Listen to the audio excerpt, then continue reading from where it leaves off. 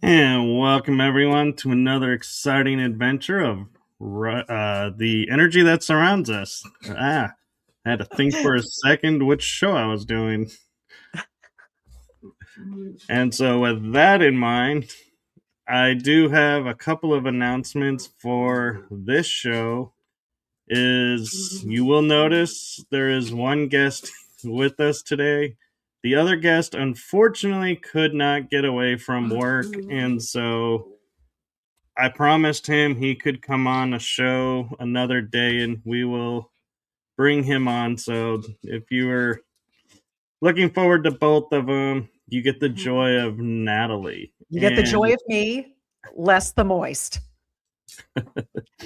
And so we promise we are going to have a really fun show for you all today. And we are going to be talking about something that I don't really delve into a lot because I'm not in that part of the field. And so I am super excited to have Natalie on to share about this part of the field of the paranormal, and that is the filmmaking side and being a part of the documentary films or paranormal movies. Mm-hmm. And so without further ado, I'm going French apparently. Adieu. Adieu. I am going to turn it over to my guest to start us off on this exciting adventure.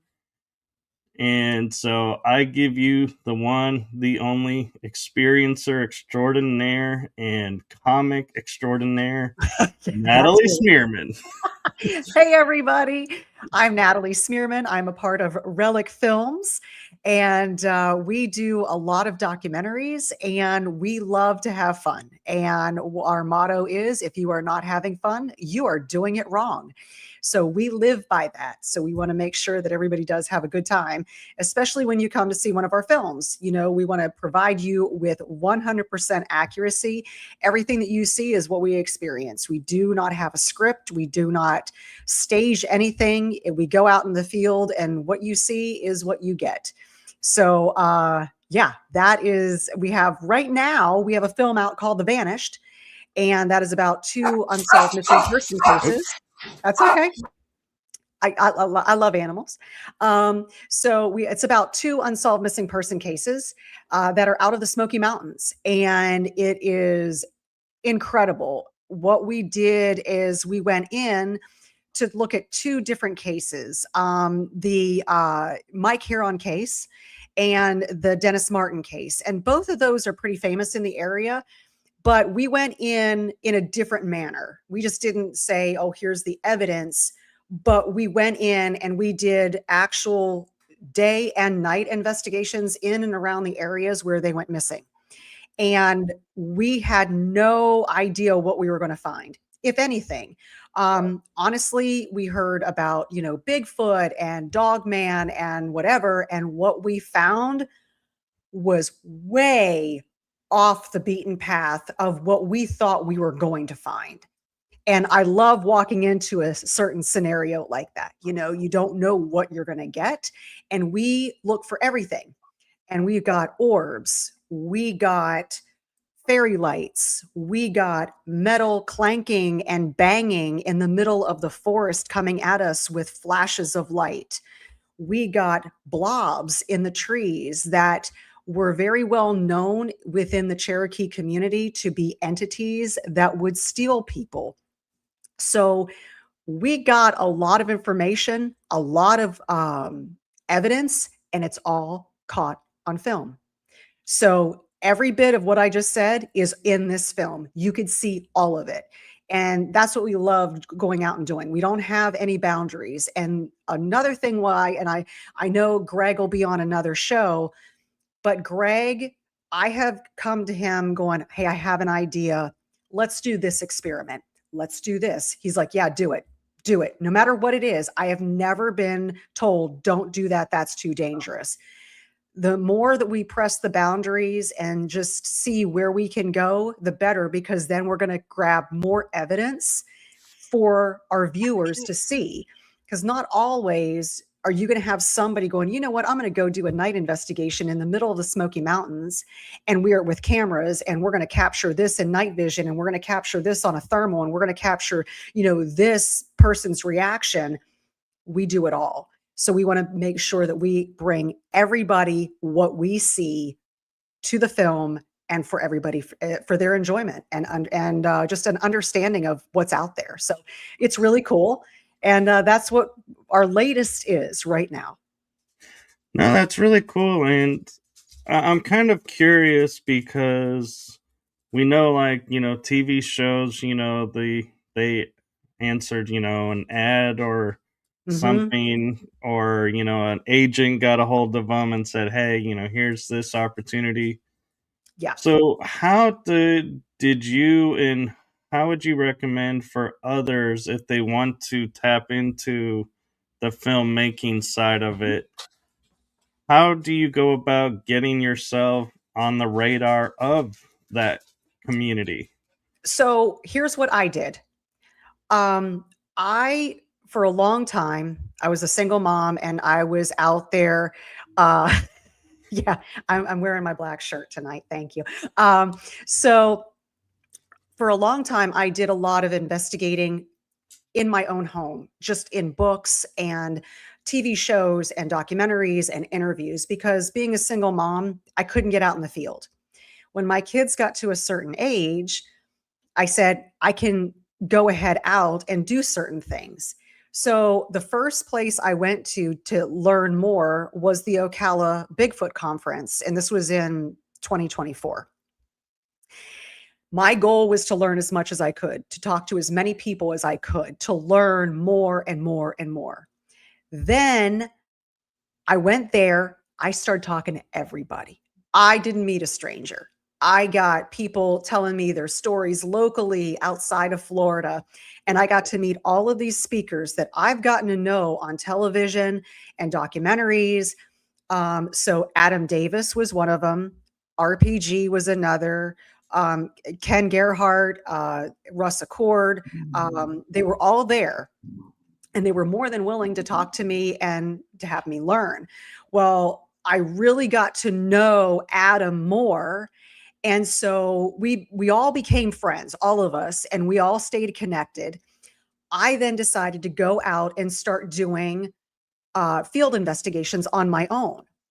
And I started recording what I was finding. And I was going into the Everglades and the Ocala National Forest and certain places around here where there was a lot of activity. And so what I was posting my findings, and I think the one mistake some people make is they go out there, and if they can't identify what something is, Oh, it could be a Bigfoot. Oh, it could be a Dogman. I don't do that. I look at it for what it is. And if I hear something or see something that I'm not sure, I go and I ask a local. And that's what I did. If I wasn't sure about something, I asked a local and I said, "What is this?" For instance, I was out in the middle of the Everglades camping. I was doing a solo camping investigation. And I had, in the middle of the night, I heard a chirp, a bird's chirp. Birds don't chirp in the middle of the night, which woke me up. And then a few moments later, something very large walked past my tent, stopped, and started. It sounded like a young child trying to talk, but just it was gibberish. And I'm laying there very silently. And the mistake, an early mistake, novice mistake, I didn't press record on my phone because I'm just laying there like, what's going on?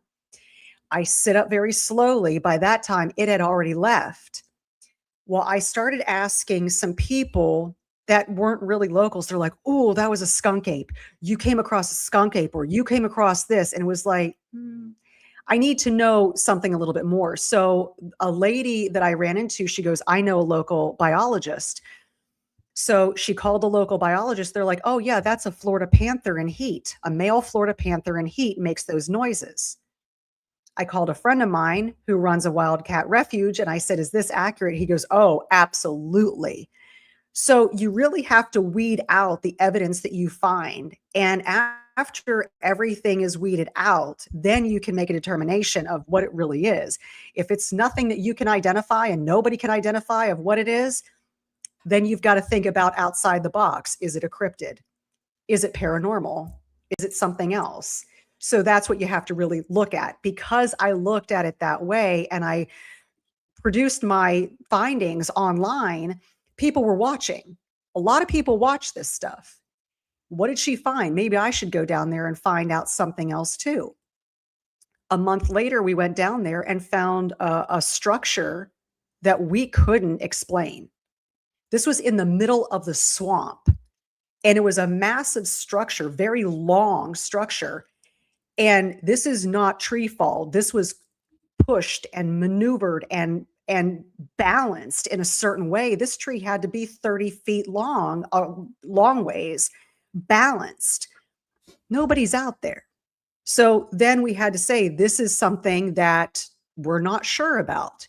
So that is something I recorded, I posted online. Because I'm finding these certain things, then I was contacted by Adam the following February going, "Hey, I'm partnering with Relic Films. We already made a film. We're looking for someone to come in and take a look at things in a way that you're measuring. Not everything is a cryptid. Not everything is paranormal. We're going to look at it with fresh eyes.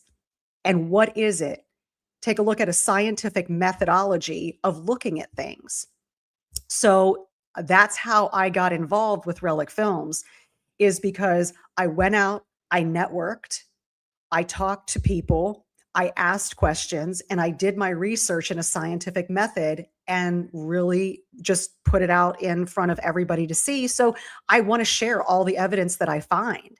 I want to share that information with others. And that's how I got involved. No, I it's know really it's a cool. long.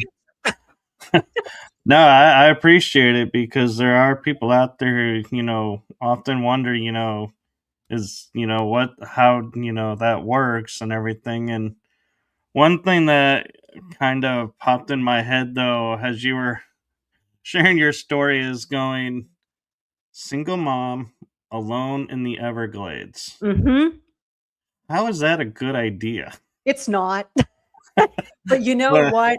I wanted to do something and you make yourself look vulnerable to lure something in. And that's what I did. And for those of you who don't know me, I always carry bear spray. Always. I don't carry a pew pew because I don't want to hurt anything. I want to stun it enough to keep it away for me to get away. So I always carry bear spray. So I had my bear spray and my knife. no. So I figured if there's anything around, like a bear, a wild boar, a panther, anything like that, I know bear spray is going to work. So that's why I carry it all the time. And it has saved me now twice. No, and that's good. And you know, I was actually meaning it more of admiration of wow, having the courage to go out there, and do it like you're saying, being, vulnerable and everything. And a friend of mine, Iron Bear, is saying, "Wait, Mhm. birds don't chirp at night. What about city birds?" Mhm. Just curious because I hear chirping at night, and I know the exact bird noise too. East Carolina bird. Yeah. So you're right. City birds do chirp at night, but not in the middle of the Everglades. I was in Right. a swamp, and that's a little different. So I should have clarified that. So when you're in the swamp, there's a lot of predators around. There's snakes, there's gators, there's crocs, there's all kinds of non-indigenous snakes, like you have your pythons, your boas, and different things like that. So you really don't hear birds chirp down there at night. And I should have clarified that. But yes, you can hear a bird chirp at night. And if it's being attacked, you'll hear chirping over and over and over again. But if it's just a single chirp, and what I didn't know until that night is that male Florida panthers, when they're in heat, will chirp like a pretty little bird. I didn't know that. I didn't either. But if you go on YouTube and you type that in, male Florida panthers chirping, you will hear the prettiest little song out of them. So I did that day. I looked it up and they do. It was really cool. I learned a lot. No, that's cool. And you have a fan in the chat room as well. Am Yes, I Mickey. cake? I'm a fan of hers as well. She says you're great to ghost hunt with Mhm. and Bigfoot. Yep. And We did some ghost hunting in Missouri, which was really a lot of fun. it seems like though the everybody likes to say I'm odd. And I'm like, that seems to be the growing trend in the paranormal community. Is the odd people seem to do really well. But the more like trying to be the normal people tend to, I feel like, kind of do like one or two and disappear.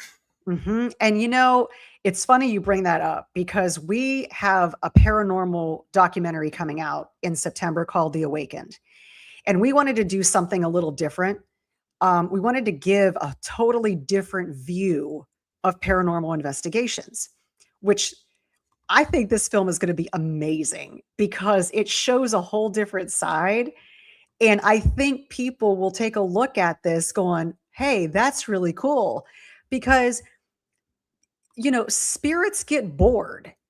They're hanging Yeah. around and it's like, okay, my name's Dave. Okay, I da da da da da, same questions over and over again. What if we went in and entertained them? And that's what we Yeah. did. And we ended up getting one of the best paranormal sessions I have ever seen. And it was because we just had a get together and we invited the spirits of this haunted house to come in. Like, come on in. We're having a good time. We had drinks. We had a bar set up. We had all kinds of snacks. And we were sitting around telling stories that were really entertaining, or we were singing or telling jokes. We had cat balls going off. We had bells going off, EMFs. We had all kinds of stuff happening because we were entertaining them. And every time we said something funny, everything just went off. And they had the best time, and we asked them, "Are you having a good time?" And they're answering, "Yeah." Oh So yeah. we ended up having a little like get together with them. So that was something new that we tried. And another thing that we tried, which was really cool. I love going out and doing experiments, not just with paranormal, but with squatching and doing the cryptid stuff. We decided to marry the two. Hi, Jason. We decided to marry the two.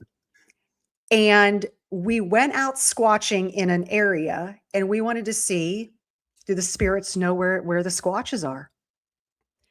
So I took my dowsing rods out and realized that, Sasquatch is not a normal term used in history. Neither, and Bigfoot is more of a recent term, recent within the last few decades. Right. So these spirits were very, 1800s ish. That's where these wars happened. So we went in with our dowsing rods and we said, "Hey, have you seen a hairy man around here?" Yes. Can you point in the location in where they're at right now? And they pointed. So we went down the road, and this is a large area. It's not a small area, it's a large area. So we were going in different parts of these acres, and we pinpointed where all these spirits were telling us to go. And we got to the area and asked the spirit there, "Are there hairy men here?" "Yes." "Where?" And pointed right into where this was. And it was an area of heavy, heavy brush near a lake in between everything. So we pinpointed it right to a point.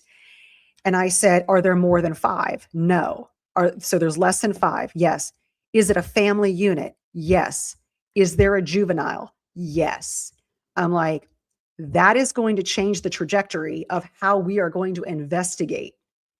So we decided not to go in and scare them. We're going to go in and we're going to set up a little campfire and we're going to sit around and just talk very calmly, maybe sing a song, very, very subdued. And we put microphones out and we started hearing movement. And on the microphones later, we heard them breathing and they started moving through.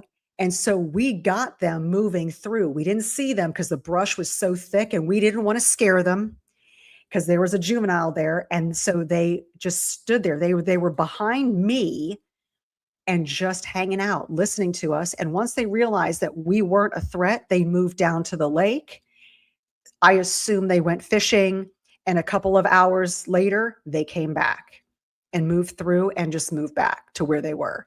So it was a really cool experience. We did not get visual confirmation, but we did get how they projected their energy. And I don't know if anybody has gone squatching before, but when you're in an area where there's a squatch, they project energy and they want to know more about you. It could be that they could be aggressive or they're just interested, and they were just interested. And we kept feeling their energy. It was like a massive rush of energy would just hit you, and you're like, whoa. And they kept doing that to each and every one of us, but they were more interested in the females than the males. They kept projecting their energy onto us. Like, what are you? This is really interesting. You're a female. And so it was all the females that got hit. And then all of a sudden they just moved on. It was really a cool experiment. So, going forward, we will be using the dowsing rods to get the spirits to kind of give us direction as to where to go. No, that's actually brilliant. And I can kind of attest to that because I was in Arkansas doing sky watching, and the property is known to have Bigfoots. And we saw the, X's and everything, all the signs. And then I saw this really tiny, like, where the ground is here and the rocks were like an arc stacked like that. And I was like, that's a portal. But that's a really tiny portal. And it was literally right in front of an X. And so I was like, Mhm. is this a Bigfoot portal? In which case, wait, that it's like my mind is starting to go, how can a Bigfoot fit through there? And then I'm like, well, I'm also kind of making the assumption that he's going to physically walk and he doesn't Mhm. change into energy and go that way, in which case he does fit. But Yeah. when I could hear them out there, and I feel like a lot of it was more of like, they're saying they're checking us out. Mhm. I'm also feel like they're checking out to see what's our intention, what's Mhm. our mannerism. How are we going to react? Because I feel like they're one of those intelligences that are out there that go, yeah, if you're in there just to get us on film and you have Yeah. no real interest in us, we're walking on. Yeah. But if you have genuine interest in us, we Mhm. might stick around. Yeah. They're not dumb. They're very smart. And they know they can detect electronics, they can detect metal on you as well. And so they're very, very curious, very curious. And it was just, hi, Terry. Um, it's really amazing what they're able to do. And the reason I keep going out and looking is because I want to learn more. And how often have you heard of people saying, I saw a Bigfoot and it turned into an orb and then just disappeared? Or vice versa. I saw an orb and then all of a sudden this Bigfoot appeared. I personally witnessed a Bigfoot walking and vanishing in the thin air. I'm like, how does that happen? So you hear about this cloaking. I don't know anything about that. I really don't. I wish I knew more. But that's why I keep going out. Like, what is that? How do they do that? Can they bend energy? Can they manipulate energy? Can they go in and out of realms that easily? How do they do that? So it's really, fascinating to me to learn more about that from a scientific perspective. And, to see that with my own eyes, and I'm going, did I just see that? Like, what is that? And this is after we saw a portal and after we had 3 rakes come out of that portal and one charged us. So a lot of stuff happened that night. And so then when I saw that Bigfoot and it just disappeared, I'm like, this is the most fascinating night of my life by far. And that kind of goes into my theory of, because we talk, everybody says, oh, I've seen where Bigfoot was, we've seen their footprints, but then they just stop and there's no buildings, there's no structures Yeah. that we would identify. And so it's like, well, where did they go?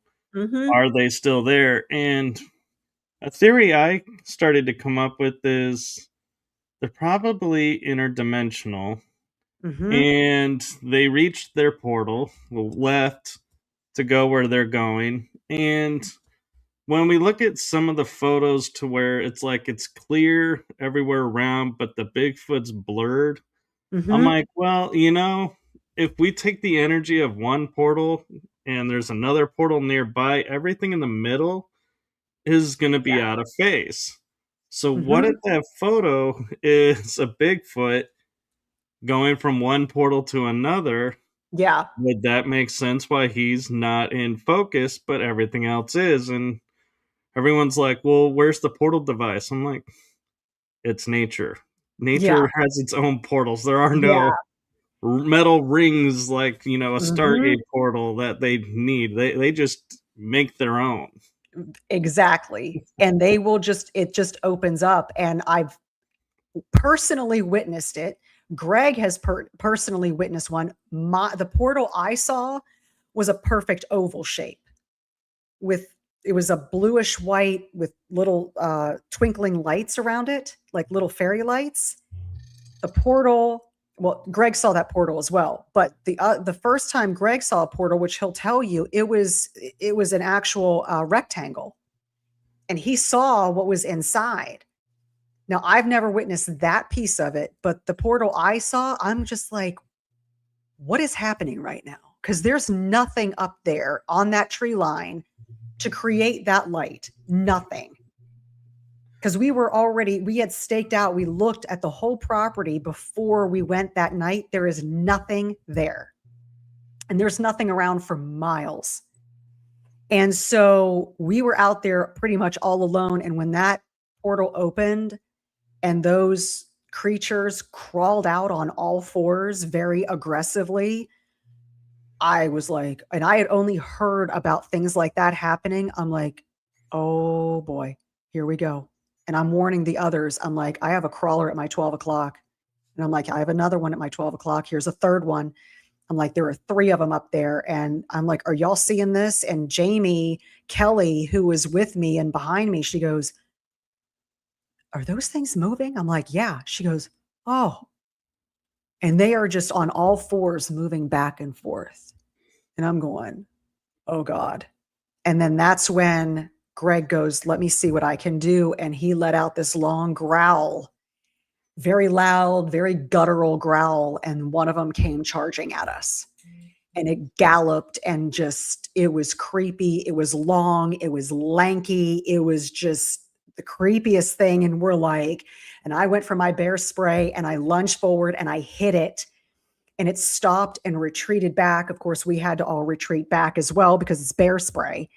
And as we got to the bottom of the hill, we had already been surrounded by a lot of activity and sounds. And then all the activity and the sounds started moving in. We heard what sounded like a woman screaming behind us. And we turned around and there was a bipedal creature in the meadow behind us. And we caught that on film. And then we had a weird dog that started to bark. And I'm going, what is that? Then these red orbs showed up.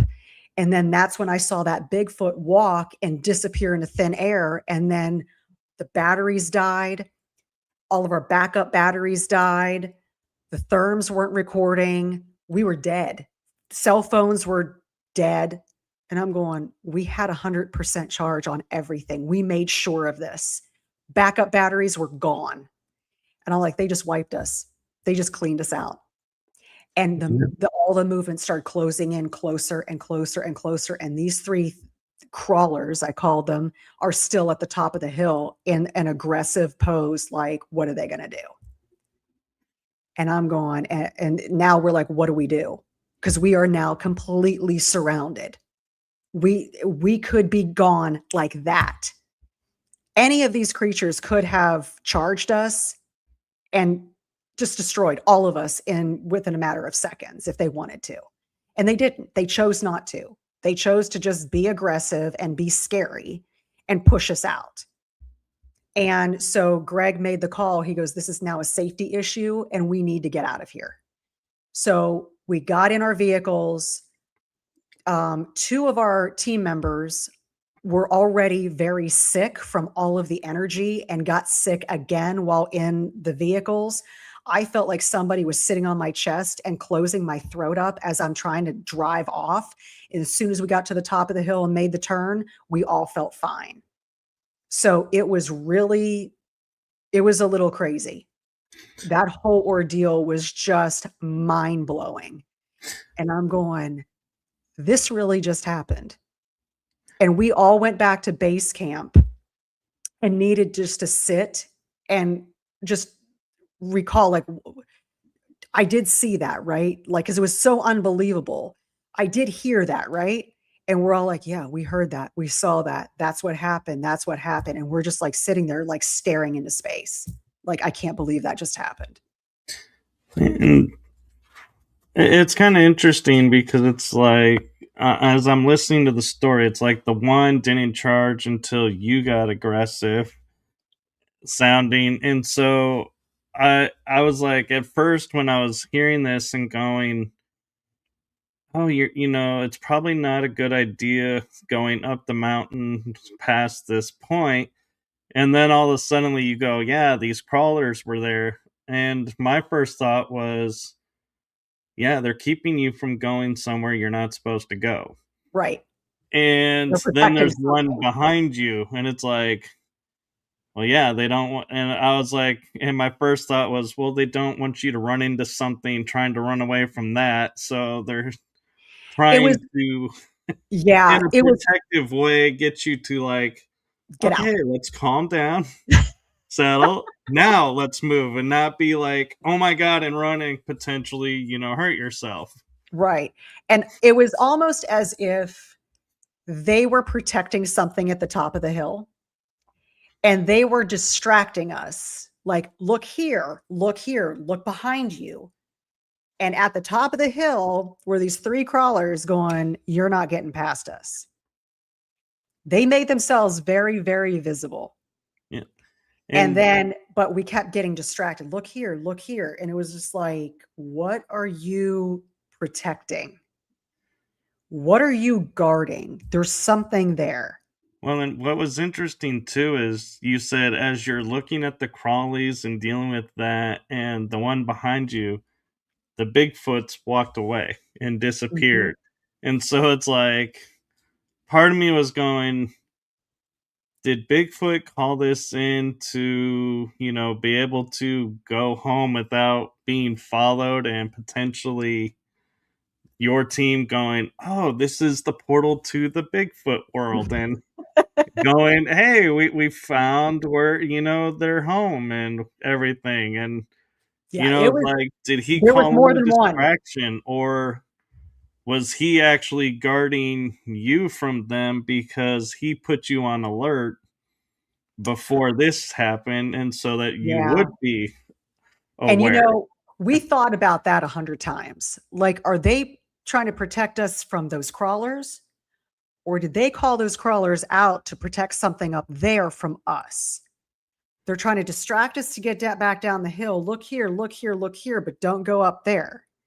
So it was very, the more I think about it, the more the more questions I have. And it's like, if I was only back there again to see if we can recreate this to find out the answers that we're seeking. Right.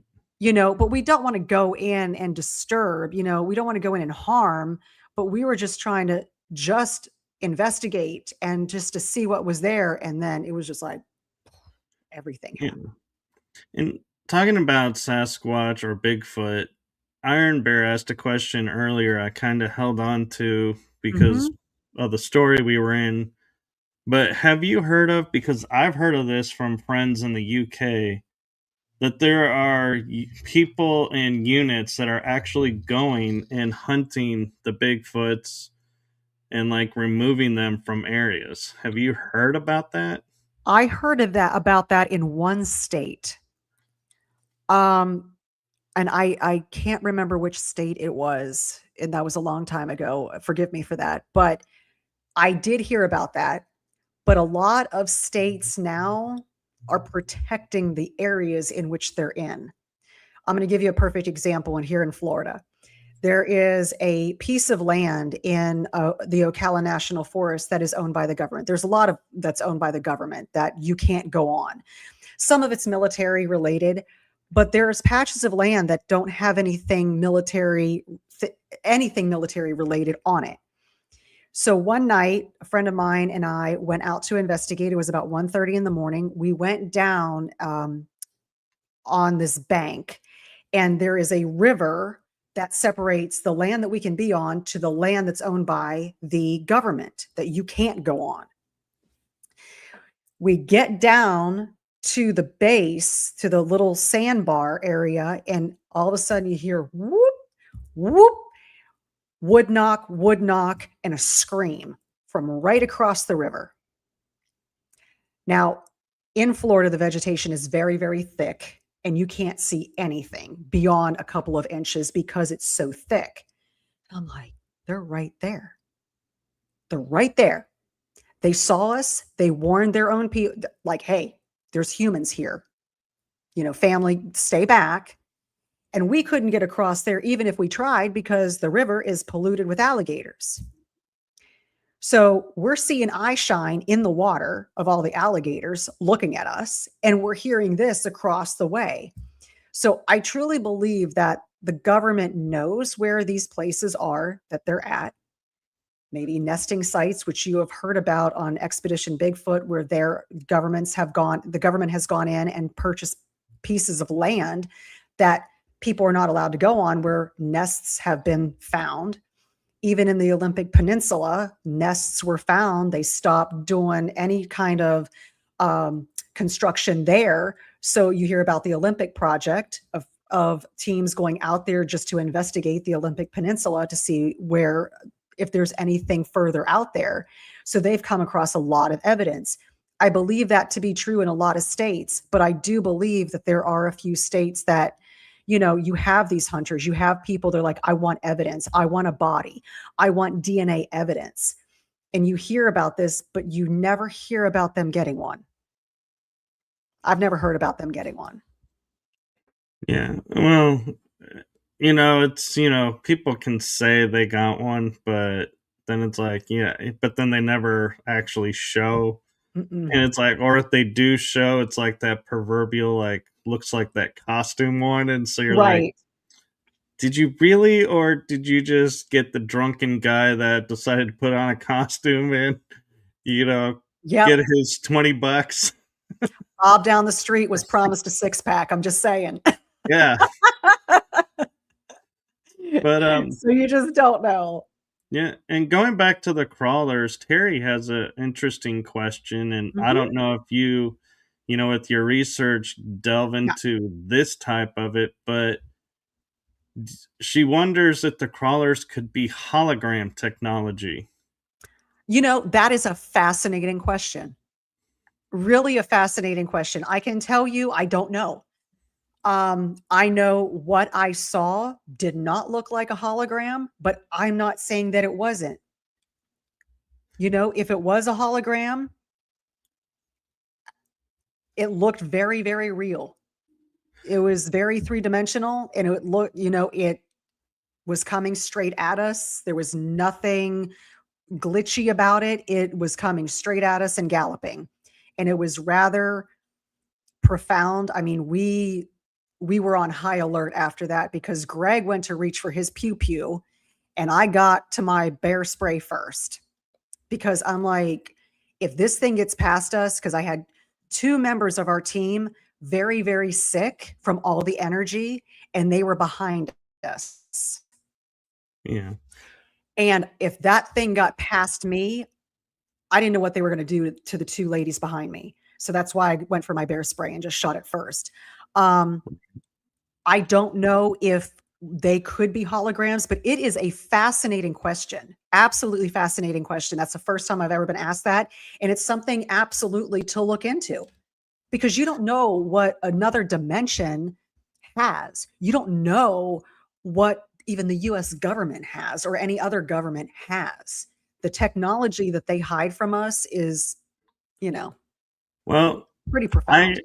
I can tell you, I saw a show that was coming to a performing arts center, and it was a music concert, and the musician is someone who had passed away, and as Mhm. a tribute, their deal was they were putting a disc in the center of the stage, and on this disc was this performer, and you're watching this performer and you're like, oh my god, that really looks like Yeah. the artist, and it's solid state. Mhm. It's like you were sitting there and you're like, if you didn't know there was a disc underneath, you would not know this was a holographic image. Yeah. And that's what it was a hologram. And I know, science fiction shows, a lot of people talk about, all the technology in there is, either we have or we don't have, and there's mixed feelings about it. But Star Trek loves to point out they have a doctor who's a hologram that you can touch Mhm. and interact with and is solid, three dimensional. And so when, talking about, the possibility of the crawlers being that, we Yeah. have the ability to make that and in our Yeah. own world, and so that adds a whole nother It element sure to it does. now. It sure does. I mean, anything is possible. And Lord knows I have seen so much now that my thought process 2 years ago of what I thought was real, has completely changed. It has evolved. I have a Mm, whole different perspective on life and the world and all of the different things that are there with us. and here's an element too to add to it is, because we have AI around now. Could, and I'm not saying this is what happened with you guys, Mhm. but could there have been a camera system there that saw you guys coming and was like, well, what is something that would freak these people out? And AI goes, hey, what about these crawlers? And started Mhm. generating holographic crawlers to keep you at bay from It whatever's up there. worked. 'Cause, like, and so, and that's something we're gonna have to face, pretty soon is, Mhm. AI generating stuff Yeah. is it being used for security and Mhm. generating this? Yeah. It really is. It's incredible. And to answer this question, that is a great question. I know that they tried to get to a location. I don't know if it was the Olympic Peninsula.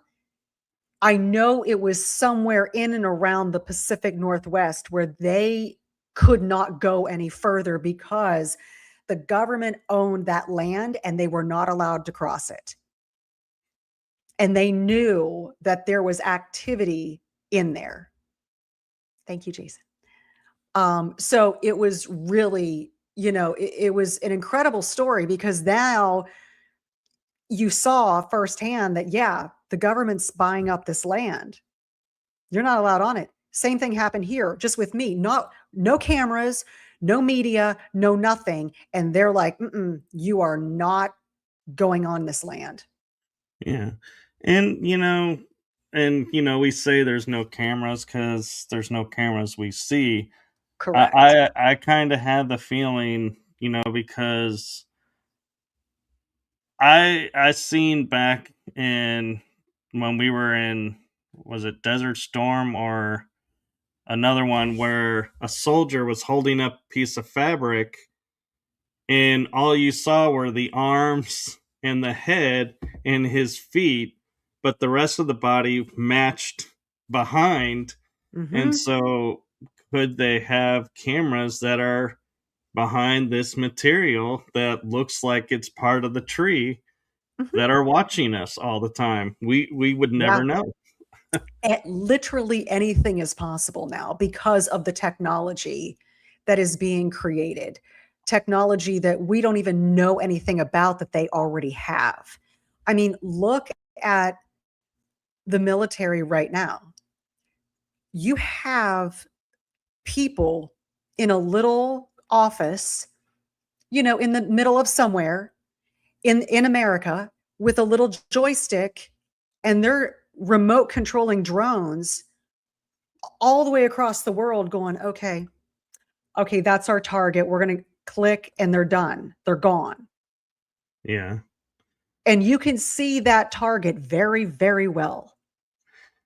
You know, So, talking yeah. about that, I wonder if you caught when we had all those drones in the air on the East Coast and they were trying to figure out where they came from and everything. Mhm. And the government's like, we have no idea, this isn't ours.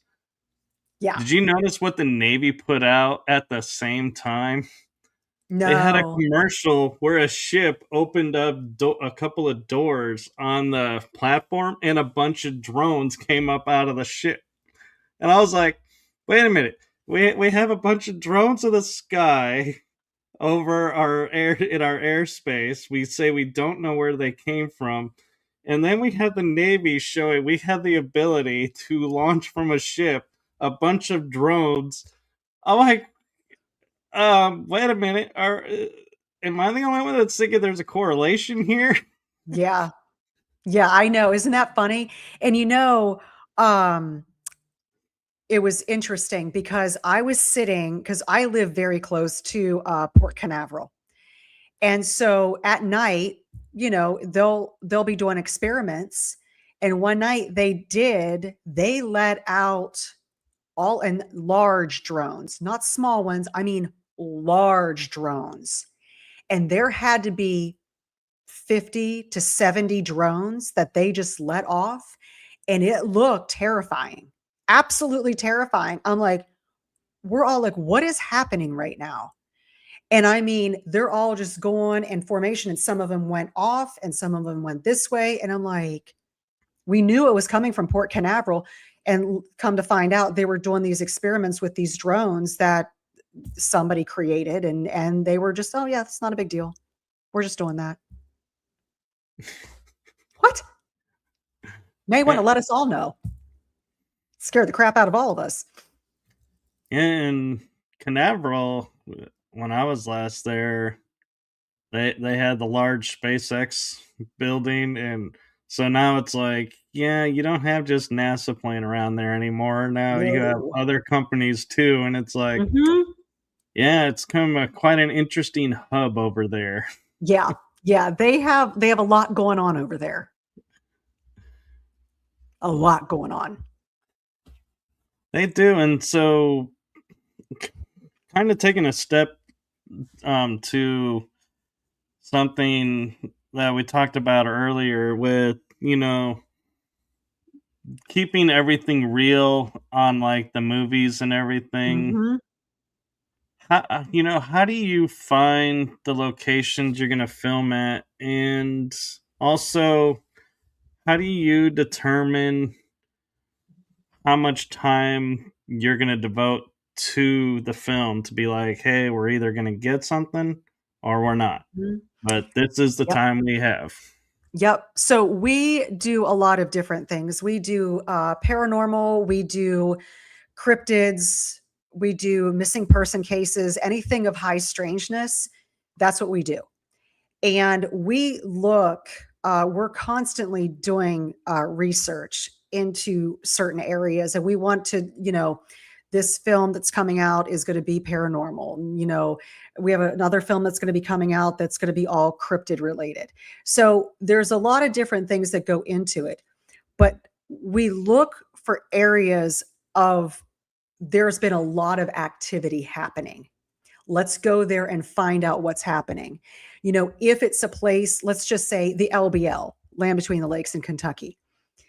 We need more than a day to go in there. We need a week because we want to set up shop. We want to do, some recon. We want to set, some parameters. Let's do some experiments. What's working, what's not working, and really hone in and get good information. For the paranormal, we go ahead and research different areas and different facilities that we want to go into that we know have a lot of activity. We'll reach out to those folks and saying, okay, we want to step in, we want to do some filming there, let's map out. And we do almost like a storyline. Like these are the experiments that we want to do. These are the people that we want to have. This is what our goal is. But with that said, our goal is a soft goal. It's not a hard goal ever. Because with the paranormal, cryptids, UFOs, high strangeness, nothing is guaranteed. You can walk into a facility and get absolutely nothing. You can walk into a forest and get absolutely nothing, which has happened. And that's okay. You record it, nothing happened. Okay. Was it how we approached the situation? Was it how we walked in? I can tell you, we have had issues before where we have walked in with a security team looking like armed guards in full camo gear and nothing has happened. That tells me having full armed security guards in full camo is not the way to go. That Right. is going to push everything away. They're not dumb. They're going to be like, listen, these guys have big guns. They go pew pew, and that's not okay. Yeah. Of Like course, these guys are not gonna mess yeah, around. They don't have right. a sense of humor. Hey, Paul. So, they know. So they're going to be on high alert. If you go in there looking very vulnerable, not threatening, you're going to get more of a response. So, of course, we always take security into account. We want to make sure that, we do have somebody in the team that has a firearm. They have a concealed weapons. They already know, how to handle a weapon, and they're very experienced.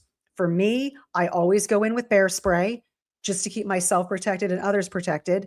Not saying that I want to hurt anything, but if something were to happen, I can use the bear spray and keep them at bay. There's no permanent damage. We What about always go snakes? in, snake, you know, I like snakes. Oh, I love okay. them. I'll pick them up. Not the poisonous ones, but a lot of times people will wear snake guards. I don't. I just wear a thick pair of pants and high boots. That's what I use. And I've gotten bit before by snakes, non-poisonous ones. I already have a tetanus shot. You just clean it up and boom. And so that's right. I'm the bear spray queen. So that's, we want to make sure, what are the local animals? What are the local cryptids? Where's the local hospitals? We always map everything out, the police station, we let them know. If we go into a forest, we let the forest rangers know where we're going to be and what we're doing. We always want to let somebody know that we're there. And so that's how we keep our security measures intact, so to speak. We always have a first aid kit. Sometimes we have a registered nurse there, or we have somebody close by that knows what they're doing. But normally if you do a paranormal investigation, that's really not the case. You're going into a building, you're going into an asylum, a haunted house, and you're really not going to need that level of security. But on the flip side, I always carry some black salt with me. I always go in and I meditate always before I go into any investigation, whether it be cryptid or paranormal. Clear the head. And if I'm sick, I don't go. No, that's brilliant and really good to know. And Terry has an interesting question for Yeah. you. She says, Natalie, and you kind of hit on this, but Hmm. she was saying, do you have safety protocols you use before you research an area, both Hmm. physically and spiritually? Yes, absolutely. I did touch on the physical part. We do protect ourselves, um, but also spiritually.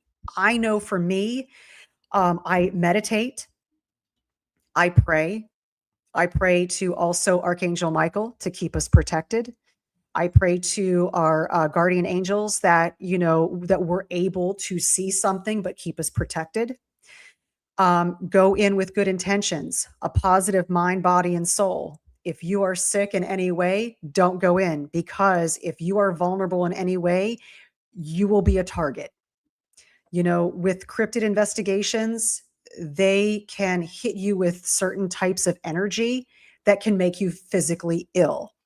If you go into a paranormal investigation, you may have something attached to you or have a bad experience because you are vulnerable. So, just a word to the caution, a little cautious little note, because you don't want to go in not being 100%. So Right. that's my answer to that. No, I totally agree, and that was a great way to answer that. And while asking that, I kind of had a question come to mind, but it's like it, with your situation, it gets a little bit on the personal side. So Yeah, I'm kind of like, oh you man, can do go I ahead and want to ask. go there? But I'm wondering, because being a single mom, Hmm. has there ever been a time, or do you think there will be a time when you will go on an investigation and your kids want to go with you and go on these? And would you be okay with that? Or at what point would you say, no, you have to wait until you're at least such and such an age? Well, my son's 21 and my daughter's going to be 18 this Saturday. So they're of age, but they're really not interested in going out. Though they're interested in doing the paranormal, all for it. They would have to just take precautions like I take precautions, and I would be perfectly fine. If they ever asked me to go on a cryptid investigation, I would take them to some place that I know is rather tame. I would not take them into the LBL. Absolutely not, until they were more, I guess, seasoned with investigating in forests, what to look for, and having an experience in another forest before going into the LBL. Because Anybody that investigates in the LBL, you've got to know what you're doing. That place is no joke. That's 170,000 acres of high strangeness.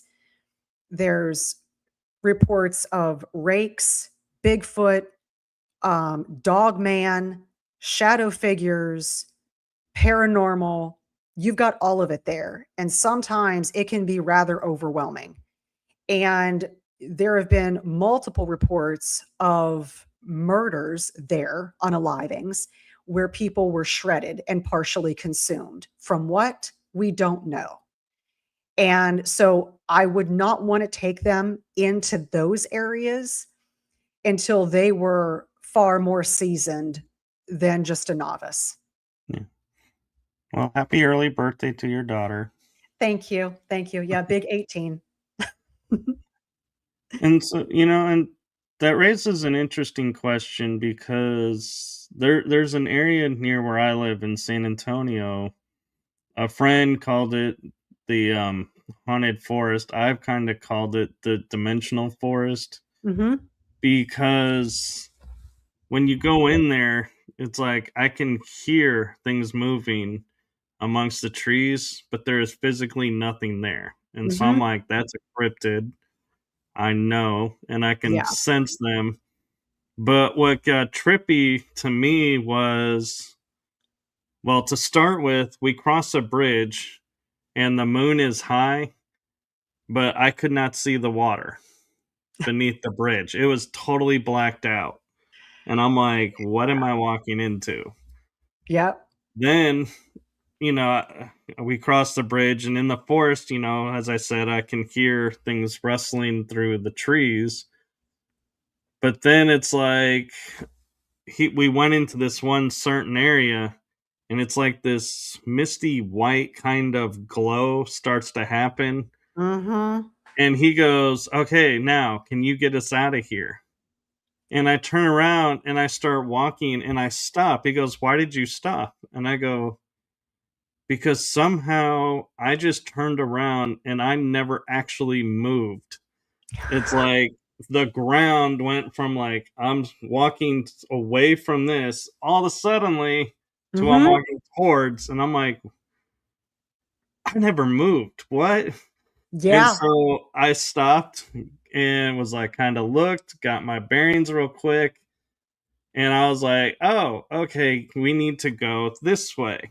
Hmm. And we actually got out, and my friend looks at me and his jaw kind of drops a little bit. I'm like, what? He goes, we always come out further up the way.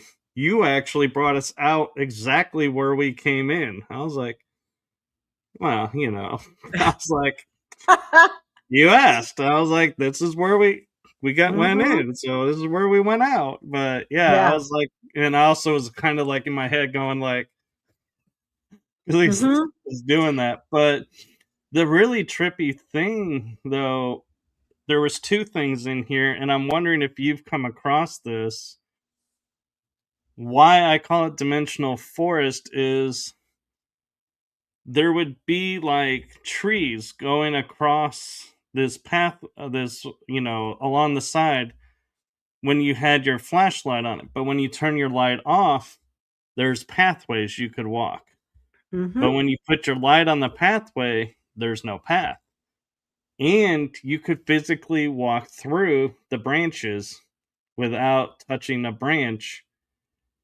And I was like, this is an it's like if somebody told me Yeah. that, I would be like, this is impossible. But I physically did it myself, and I'm like, Hmm. there's something else going on here. Yeah. And concrete would move right in front of our faces. It would be Hmm. like a pathway would angle off here. We start walking and it would go, yeah, and just we would go in a straight line, even though the Hmm. concrete wasn't in a straight line. And I'm You know, like, yeah, it's funny that you say that. Not funny, haha, but funny. Like this reminds me of the Meadow Project. So the Meadow Project, Trey Hudson, who he is over the director of ASOG, and they have a documentary out called The Meadow Project, where they have encountered similar activity in this meadow in where they research. And you'll be walking along, you think you turned around or you think you went somewhere and you're going straight ahead, and all of a sudden you're not going straight ahead. You actually turned around, but you didn't turn around. And it's these areas of high strangeness where they find these, all of a sudden at a night investigation, a cube will just form and disappear. And a meadow will appear, but it's not there. So it's very strange that you say that this is near San Antonio. There are, in my opinion, there are multiple areas like this that are almost like, I don't know, a portal or a vortex or something that is of what we refer to as high strangeness that we can't explain. And it's profound. Yeah, So if you ever see a cube, don't go in it. No, but I do know Jessica Jones has talked about a cube. Yes. Yes. And I And think she investigated with Trey, and that's where she talked about the cube. I believe that's what she's talking about because yeah, I think she's a member.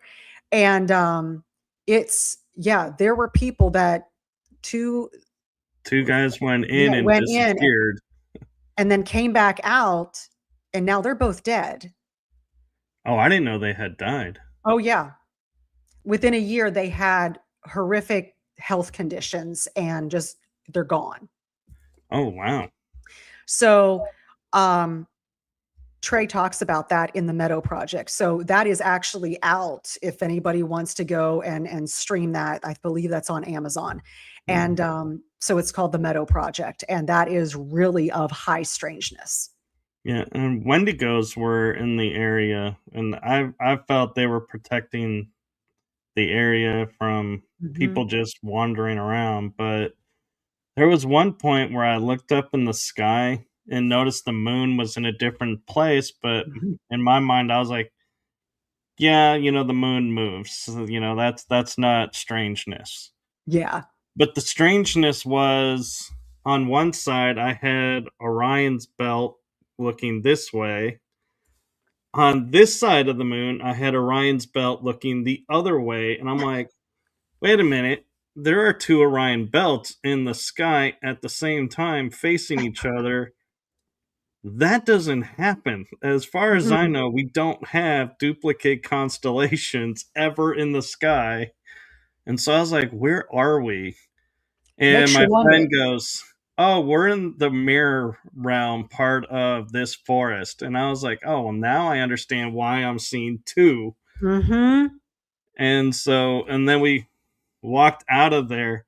And this was the interesting part to me was I could see the water moving on one side of the bridge now. Mm-hmm. And on the other side of the bridge, the water was smooth as glass. You could see it, but nothing moving. And so I'm like, how is this water level being maintained where it's moving on one side, stops under the bridge, and just stays still on the other side? That Yeah. was a mystery to me. But then this was the other interesting aspect. We went in at like 11:30 at night. Mm-hmm. We felt we were in there for, an hour, 2 hours maybe. It was almost 3:30 in the morning. I was going to ask you, do you have missing time? Oh yeah. And There that was makes sense. That makes complete sense. If you have missing time, having these very strange experiences that you can't explain. And it's just, you have this mirrored area and then you're getting turned around and things are moving, things are there, things aren't there. It makes you wonder, like, you know, are you really experiencing it in the time that you think that you're experiencing it? Or are there pauses? yeah. And it's And changing as you're pausing. it's been documented that indigenous tribes lived in this forested area and they have some like ruins or like building Mm. structures that are in bad shape blocked off. And I didn't know about the ruins or the one structure we came across in the mirror part. But before that, I had walked and I was trying to go further into this area that was supposedly, accessible. But all of a sudden, these vines that have thorns like came out of nowhere and were cutting my leg, and I had jeans on, and I'm like, how did you cut my leg? Yeah, especially And when you're standing in one spot. well, I was trying to walk, and Oh, it's okay. like I got entangled into it and trying to get myself free, and it nicked my right above one of my ankles, and I was like, how did you get through my Mhm. sock, my jean, and let alone nick me to the point to where it's like at the end of the day I'm still feeling this nick, and I'm like, hours later, I'm like, this doesn't happen to me. I'm one of those, I get like, I can be scratched by a thorn, and like in an hour I would not even know a thorn had scratched me.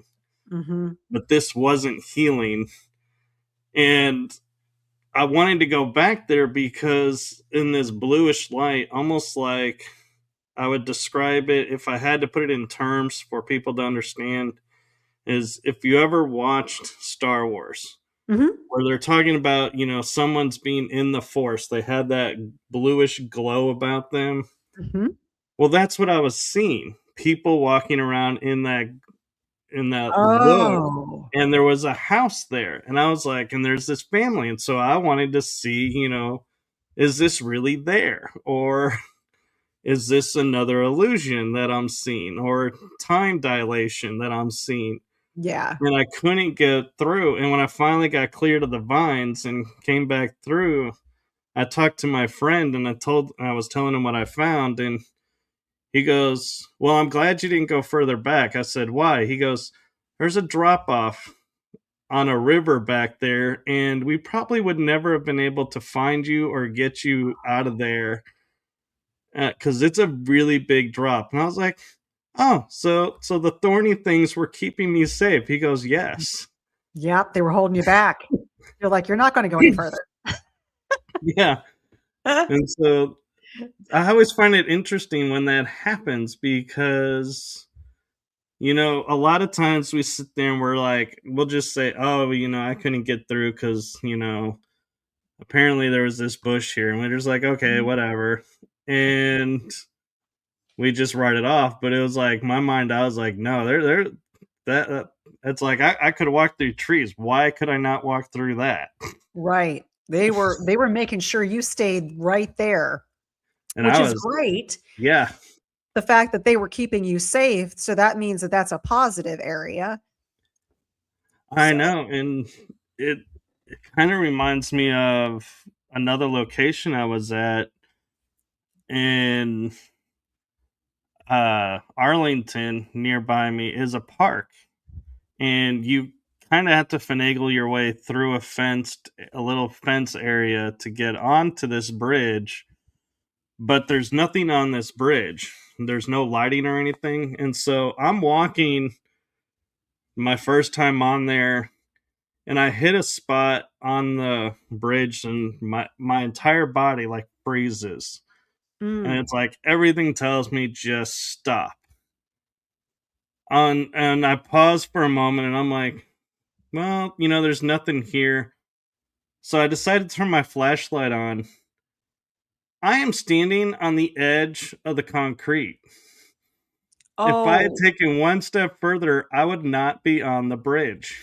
oh my word. So that's another moment where I'm like, yeah, the paranormal world really wants me around because that was another Yeah. golden opportunity where they could have been like, They're hey, like, "We've join gotta us. watch this guy." They're Keep like, walking, just not know where he's going. That would be me. I would just be like, "La, la, la." There I go off of a cliff. yeah. Um, Terry, Terry's asking, do you think there might be feral people in the LBL? Um, within the 170,000 acres, I'm sure of it. I'm absolutely sure of it. And I'm also sure that they are in the Smoky Mountains because I'll tell you, we got permission to go into Cades Cove after hours to do an investigation. It was myself and Greg and Paranormal 411. And we went into the Primitive Baptist Church to do a paranormal investigation. And we went on the grounds as well. And so before we went in, a ranger had told us, listen, we're going to let you in. When you come back out, just open the gate and you can leave and whatever, everything's fine. But they're like, and showed us a map.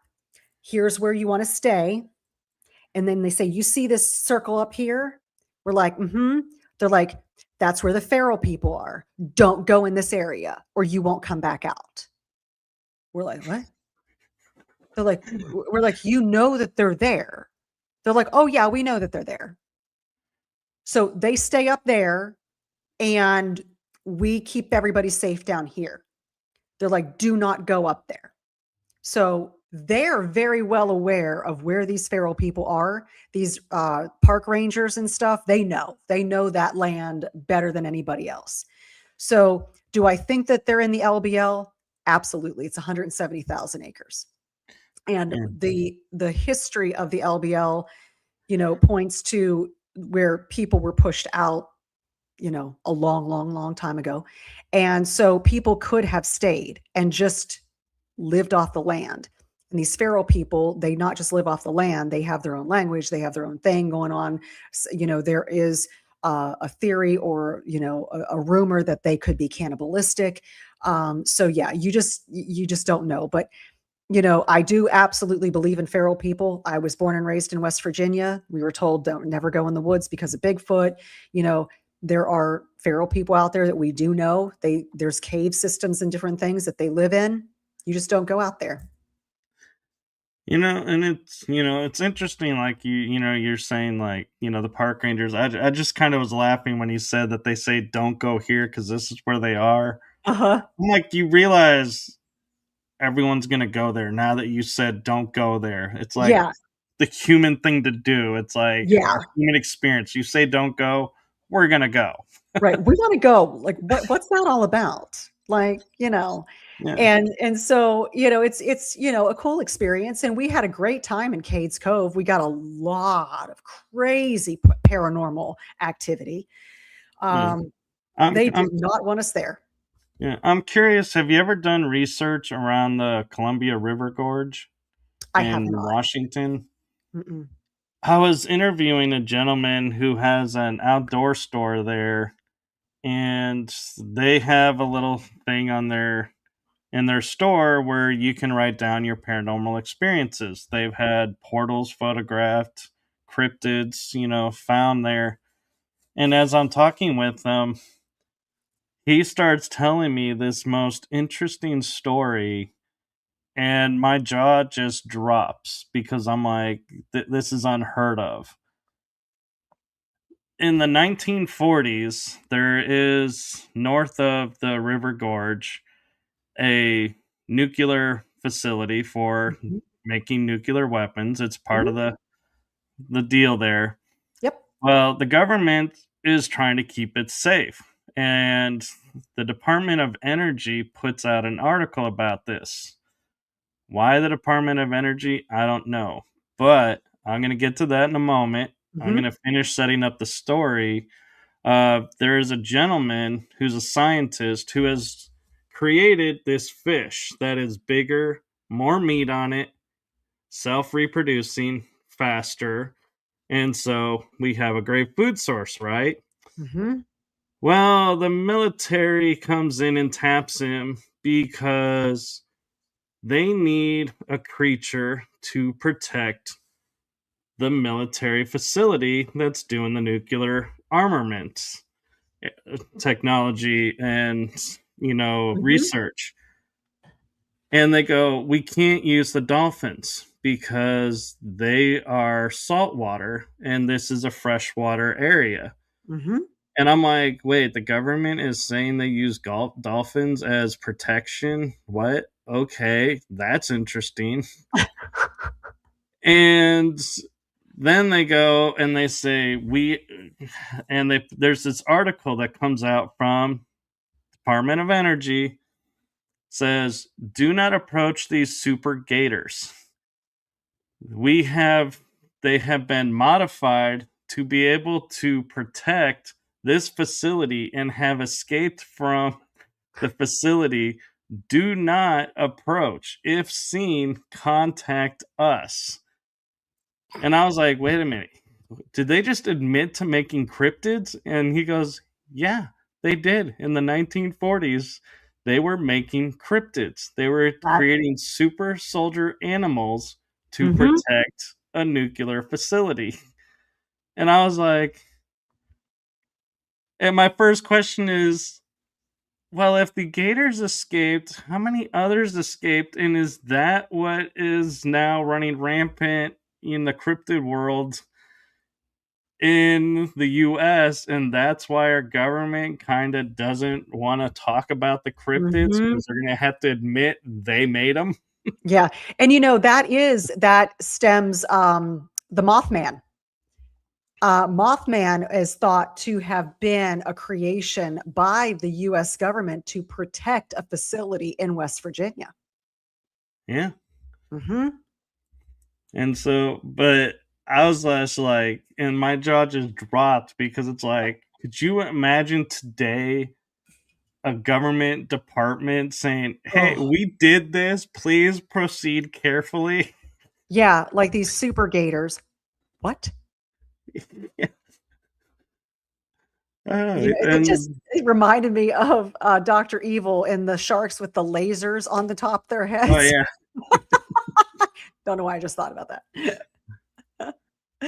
and that's the thing. And like Iron Bear is saying, sounds like Mhm. a 3-letter building that's Yep, near me. yep. There's so many like cryptids that it's like, and they operate only in specific areas, or this or that. Well, somebody, when I was on an interview in the talking to a friend in the UK, they go, hey, have you come across the Dogman in Texas? I'm like, the what? And they go, yeah, there's Dogman in Texas. I'm like, Mhm. you talking werewolf? They're like, no, Dogman. I'm Oh, like, man. okay. Yeah. Well, I got to research this now. And so I did a whole video back in my origins where I didn't really know what I was doing. And so it's a bunch of placard of information of Dogman sightings and where they're sighted, and all Mhm. this research that I did. And I was like, okay, here's my attempt to figure out who and what Dogman is. Well, where do they, what time of day do they come out? Well, they come out in daytime, nighttime, afternoon, it doesn't Mhm. matter. That's Yeah. unusual. Hmm. Well, what season do they prefer? Well, they're out in the cold and the heat, so that doesn't Mhm. matter either. No. And I'm like, do they favor the north or the south? Well, they're all over, so there's not even a geographic. So basically, this thing could be anywhere, anytime, and in any spot. So Yeah. sleep well. Yeah. Good luck, There's, everybody. You know, because we hear and like Mothman, he comes out at night yeah. usually, or in Chicago, he's kind of been sighted in like dusk or towards Mhm. afternoon time. But so many of them, it's like we hear they're only at certain times of the day, so you can be safe, walking around in your mind, going, okay, yeah, avoiding this. Mhm. But Dogman, when it was like, yeah, there's no rhyme or reason, there's no anything, Yeah. it's anytime, any temperature, anything. I'm like, yeah, good luck if you come across one of these. Yeah. Exactly. Dogmen, I mean, they are very, very aggressive. I've never heard of a story of them not being aggressive. The people that have seen them or witnessed them, um, They're very, very Yeah. aggressive. So it's just been we know if we ever encounter a dog man, you just get out of there. You fight with everything that you've got. If you have a pew pew, you hit it. Yeah. I mean, I'm kind of like you. It's like I want to respect the fact that I'm in its territory, and so Yeah. I'm not gonna provoke. But No. at the same time, if you're charging me and you got that look of you're gonna kill me, Mhm. you best bet my defense is kicking in, and it's like, yeah, I'm sorry, it's you or me, and I kind of favor me, so sorry, Yeah. dude. Sorry, boo boo. I'm gonna hit you with bear spray, and it's gonna hurt for about an hour, but you'll be fine. I'd rather do that than put a few holes in it. But think about this. I'm getting charged by, let's just say, a dog man. From my Yeah. understanding, these things are massive. I've never seen one. I think I might have seen one walking, but there was nothing concrete. So if you have something like that coming at you, those things are massive. You try to put a couple holes in that, it's going to make them mad. I Oh would rather yeah. hit it with bear spray, blind it for a few minutes, make it cough and hack and going, oh God, and then me getting away than making it angry and coming after me even harder. Well, that and one of the reports that I read about the dog man that was kind of I actually was kind of laughing about it as I'm reading it is these kids claim they were in a car and they drove by and this dog man came out of the woods and chased them in their car and was able to keep up. And in my head, I'm thinking, you know, dogs chase cars. So is the dog man, just chasing you out of the natural instinct of the dog side of him? Or It's and like a I'm like, Scooby Doo episode. yeah. And then the other part of me is like, this cryptid could keep up with you in a car. Hmm. Because I doubt these kids are, going 30, maintaining the speed limit in the Mm-mm. zone. I'm imagining them probably going like 60, trying to get away from it, Yeah. and it's I'm not keeping up saying it with didn't them. happen, but I have a funny visual in my head. It's like, you think about here's this dog man chasing this car, going speeding down the road. But yeah, they're going to be speeding.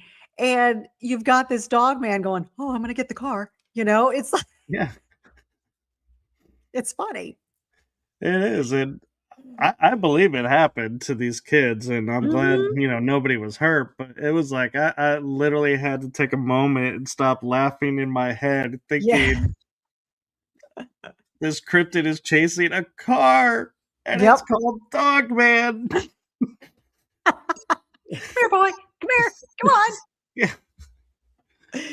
Yeah, on. and that's the other thing. I wonder, how many times, has, like somebody come across a dog man and been like, oh, here, and throw like something at him, thinking, Yeah. oh, it's like a dog, and Yeah. give it And a you got to treat, figure, it'll go away or calm right. down. And then it's And like, it's no. probably they're like, why did you just throw this crap at me? You just littered on this land. Oh, you just messed with my turf and made it bad. Yeah. Unless you're going to give me something really good. Yeah. Just saying. Oh, that's too Uh, funny. that Yeah. is. Oh, honest content 17 says we honestly don't know.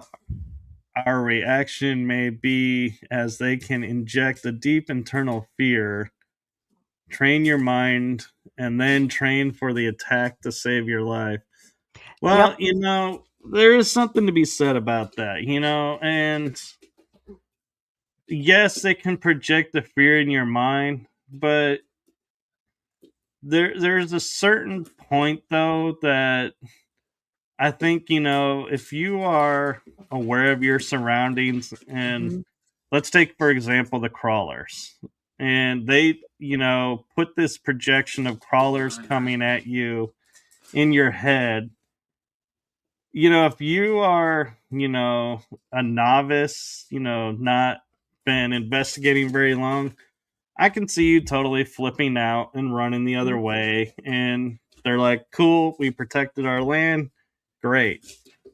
People who have been investigating for a while, they're not going to be so gullible to just see this image appear out of nowhere and be like, oh Mhm. my God, I got to run. And so it's like, yeah, I don't think so.